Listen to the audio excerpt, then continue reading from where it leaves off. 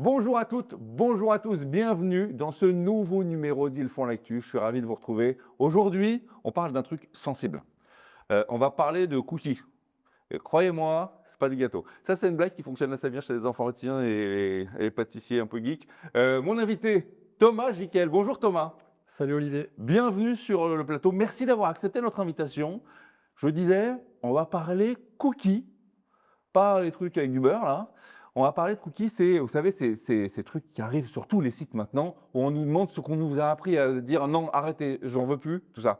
Ben Thomas, il a inventé un truc qui est aussi intelligent que solidaire. Mais avant tout, Thomas, j'aimerais que tu nous parles de ton parcours d'homme. Qu'est-ce qui t'a guidé dans ta vie jusqu'à nous aujourd'hui? Ouais, alors merci de m'accueillir Avec plaisir. déjà pour cette interview. Alors moi, j'ai pas grandi à Paris, j'ai grandi dans un petit village de Provence qui s'appelle Lançon de Provence. D'accord. J'ai fait toute ma scolarité là-bas, j'ai rencontré ma copine qui est aujourd'hui ma compagne, toujours ma Hmm. compagne. J'ai une petite fille qui a 4 ans, qui est magnifique. Ok, comment ça s'appelle? Elle s'appelle Nora. Allez, Nora, pour toi. Voilà, et donc j'ai fait mon école de commerce à Marseille. Ensuite, j'ai bougé à Paris pour le travail. J'ai Ouais, passé un petit peu plus de 10 ans dans la publicité et j'ai fondé Gimi il y a à peu près 2 ans. d'accord. Alors moi, l'entrepreneuriat, c'est un peu un truc de famille, ça coule un peu dans mes veines. Ah Mon ouais? père, il est entrepreneur depuis tout jeune, il a monté plein de boîtes. Ma mère a monté sa boîte. Ah Mon ouais? frangin a monté plusieurs boîtes aussi. Donc je pense que c'est un peu un état d'esprit qu'on a dans la famille et C'était naturel, ouais, c'est une c'était certaine naturel. forme d'éducation quelque part. Exactement, Né pour être entrepreneur. voilà. Bon, donc toi, à un moment donné, tu te dis, les cookies, il y a un truc à faire. Alors explique-nous déjà, allez, si tu pouvais nous pitcher en quelques mots, Gimme. Alors, Gimi, c'est les cookies solidaires. Ouais, Donc, l'idée de la solution, c'est d'optimiser donc le taux de consentement des sites. Donc, en fait, nous, on va aller chercher les gens qui ont refusé les cookies, comme tu l'as dit, ok, avec une proposition qui est un peu innovante. On va leur dire, bah, si vous acceptez de changer d'avis et que vous acceptez les cookies, on va reverser une partie du revenu pub à l'association de votre choix. incroyable. Très bonne idée. Mais c'est génial. Merci. Mais pourquoi on n'y a pas pensé avant déjà? Parce que c'est vrai que c'est le truc, enfin franchement, on a presque été éduqués à dire ah non, non, non, non. Oui, tout à fait. C'est un geste qui est devenu un petit peu agaçant pour tout le monde, je pense. Bah ouais. On est obligé de le refaire sur tous les sites, sur les applications et donc nous, on a voulu justement transformer ce geste qui était devenu, quelque chose de fatigant pour tout le monde. On Hmm. parle d'ailleurs de consent de fatigue, hein, Ouais. en un geste qui a un vrai impact et qui a du sens. Bah, aujourd'hui, c'est concernant. Enfin, dire, aujourd'hui, tout le monde se dit que ça peut avoir un intérêt de dire OK, je refuse, mais je sais pourquoi je le fais. C'est ça Exactement, l'idée. Alors, exactement. le Consent Razor, n'est pas une CMP. Alors déjà, je voudrais que pour ceux qui nous regardent, qui ne sont pas au fait du truc, tu peux nous expliquer ce que c'est qu'une CMP? Ouais, bien sûr. Alors CMP, ça veut dire Consent Management Platform, donc Ouais. plateforme de gestion du consentement en français. Mmh. Donc c'est les fameuses petites popines que vous voyez sur les sites qui vous demandent vos OK, consentements aux cookies. OK. Donc nous, on est effectivement, on n'est pas une CMP, on est un complément de Ça se CMP. complète. OK. Ça se complète, on est un peu un partenaire finalement des CMP. Mmh. On vient dans un second temps quand l'utilisateur a refusé les cookies sur la CMP. Et là, on vient avec la proposition du don aux associations. Et donc au niveau de l'interfaçage, c'est très simple, hein. Il n'y a rien à toucher justement au niveau de la CMP, c'est juste un petit tag à mettre sur votre site. Ouais. Et nous, on va automatiquement s'interfacer avec la CMP, tout est fait clairement. On va vous mettre des images pour que vous voyez à peu près à quoi ça ressemble. Toi, tu proposes de reverser 10% Ouais. des revenus publicitaires à des associations. Ah, pas déjà, c'est audacieux, je trouve. Mais comment ça impacte ton business model? Alors, les 10%, c'est pas un montant qui est fixe, c'est un minimum. Parce OK. que déjà, nous, on voulait qu'il y ait un minimum des revenus pubs qui aillent aux assos, parce que c'est grâce aux assos qu'on va récupérer du Ouais. consentement. Donc, c'est normal qu'elles touchent un minimum de ces revenus publicitaires additionnels. Mmh. Après, chaque marque peut donner plus si elle le souhaite. Ouais. Nous, les 10%, c'est aussi on a fait des AB tests, évidemment, et c'est un peu un seuil psychologique. En dessous, ça va être moins impactant pour les utilisateurs. S'ils voient 4-5% reversés, c'est pas grand-chose. 10%, c'est vraiment le seuil psychologique qui va aussi convaincre les gens parce qu'il y a une partie substantielle qui est reversée derrière. Super. Mais après, chaque marque peut donner plus ou moins, quoi. Mais dis-moi si je me trompe, mais c'est vachement dans l'air du temps, ce genre de choses. Parce que maintenant, c'est plus, ça arrive que, par exemple, quand on paye un truc en carte bleue, la machine TPE nous dise: «Tu veux pas, mettre, aller arrondir pour aller, à une asso ou pour aller, à un truc comme» c'est un peu le même genre de principe. C'est hyper solidaire en fait. Tout à fait. Alors, c'est marrant que tu cites cet exemple parce que c'est l'exemple qui revient le plus souvent quand je présente Giming, Bah ouais. c'est l'arrondi solidaire. D'ailleurs, nous, notre slogan, c'est les cookies solidaires, donc ça se rapproche un peu. Ouais. Mais on a un peu une version digitale de l'arrondi solidaire. Alors, il y a des petites différences quand même. L'arrondi solidaire, c'est super cool et ça a généré plein d'argent pour Ouais. les assos. Mais souvent, on t'impose une asso. Tu n'as pas le choix Ah de oui, c'est l'asso. ça, voilà. Et tu dois quand même débourser quelques centimes, même si c'est pas grand-chose, tu payes de ta poche. C'est vrai. Nous, Gimme, c'est totalement gratuit. L'utilisateur ne va rien payer. C'est fou. Et tu peux choisir la cause que tu vas défendre. Donc nous, on propose, voilà, il y a un petit slider et plusieurs assos et tu peux Ouais. choisir l'asso que tu veux défendre. Alors attention, messieurs, dames, parce que tout ça dont on vous parle aujourd'hui, eh bien, c'est 2 millions de consentements et ça a généré déjà 50 000 € reversés.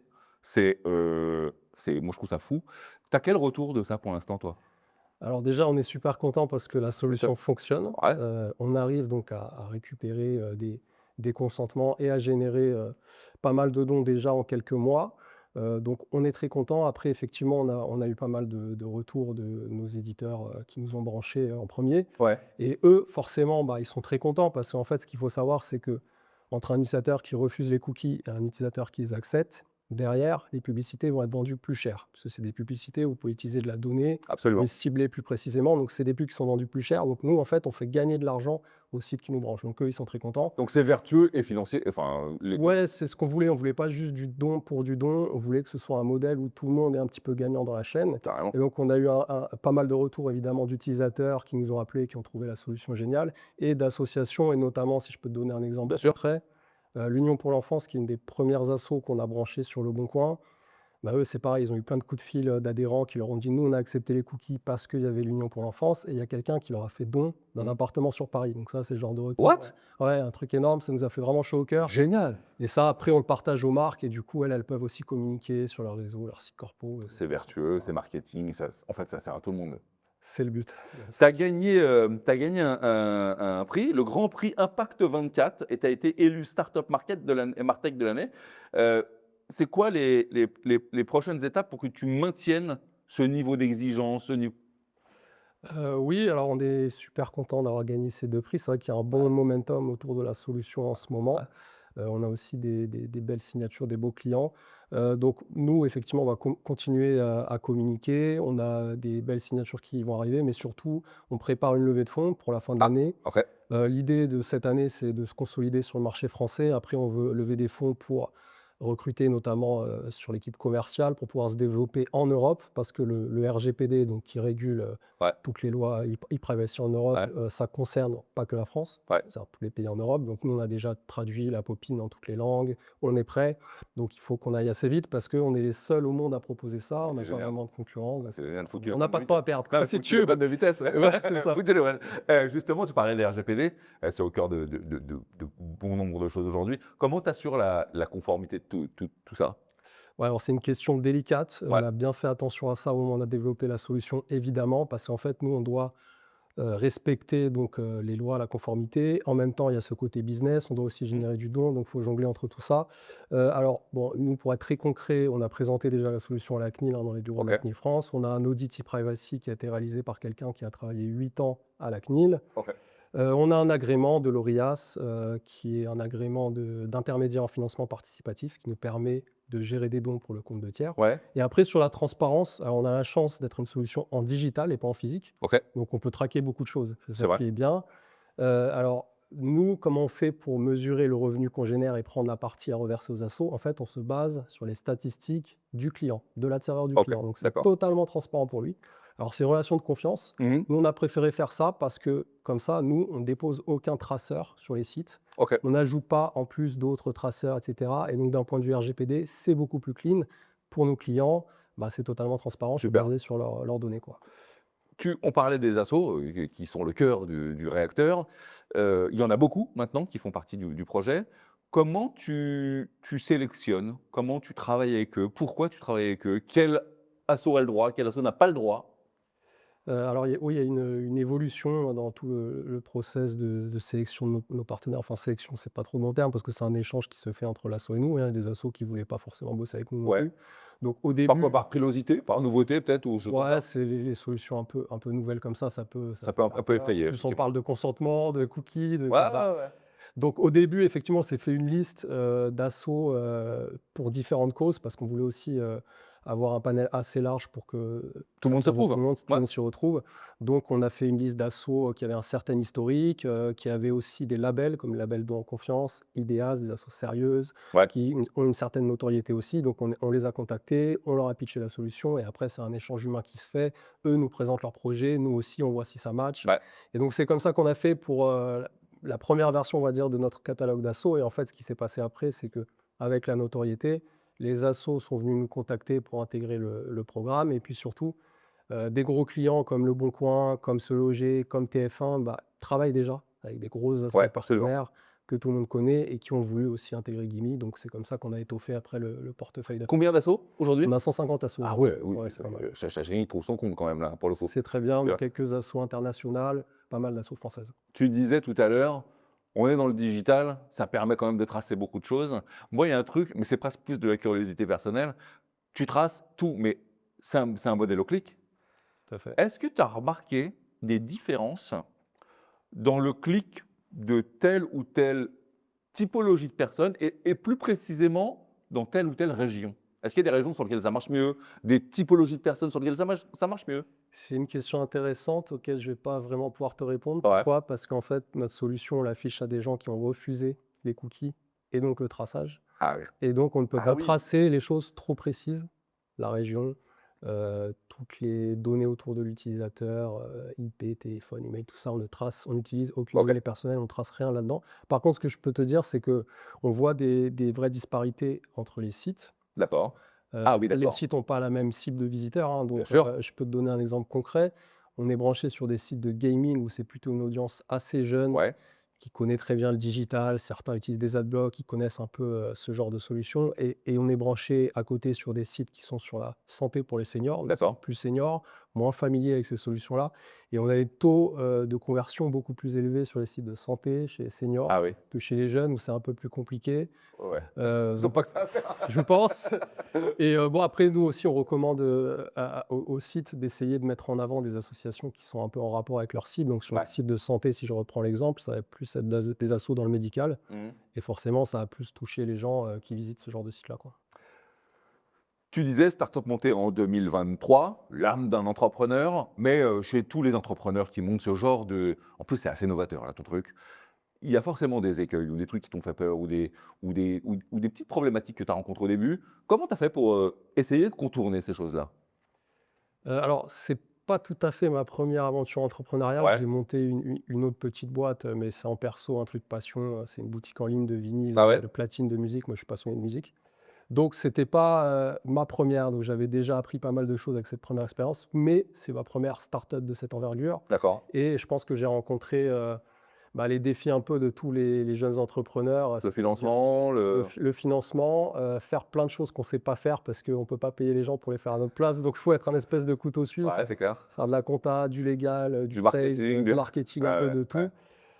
Voilà, aussi trouver les bons associés, c'est important, avec qui tu t'entends, avec qui tu travailles bien. Et moi, j'ai eu pas mal de chance là-dessus parce que, en fait, j'ai trouvé des associés que je connaissais pas forcément très bien. Et au final, ça s'est très bien passé. Ce coup de bol. Et c'est un petit coup de bol. C'est clair. Et ils travaillent super bien, ils sont hyper motivés, ils adorent le projet. C'est Quentin et Julien, d'ailleurs, je les cite. Allez, on le savait. Donc, ça s'est très bien passé d'un point de vue perso. Après, si je prends à l'échelle plus Gimme, je trouve que le gros défi qu'on a à surmonter, pardon, c'est d'arriver à convaincre certaines personnes. Parce que, comme tu le disais, quand on est sur quelque chose de nouveau, Ouais. qui n'existe pas, une innovation, il y a souvent un peu de méfiance, c'est naturel, hein, c'est Absolument. instinctif, on a cette peur du changement, de la nouveauté. Donc, c'est pas du tout la majorité des gens à qui je présente, hein. La grande majorité, ils ont plutôt des étoiles dans les yeux, Ouais, ils c'est disent, clair. on adore ça. Mais il y a une partie qui vont être réfractaires. Et c'est Ouais. souvent des profils qui vont être un petit peu dans le légal, qui vont analyser sous le prisme de règles, de normes. Ouais, ouais. Et donc, c'est vrai que comme c'est un peu nouveau, faut arriver à les convaincre. Et c'était un grand défi au début. Maintenant qu'on a les clients, qu'on a gagné ses prix, etc., c'est un peu moins un défi, mais ça l'est toujours, hein. Il y a toujours des gens qui sont très durs à convaincre. Bah écoute, hein.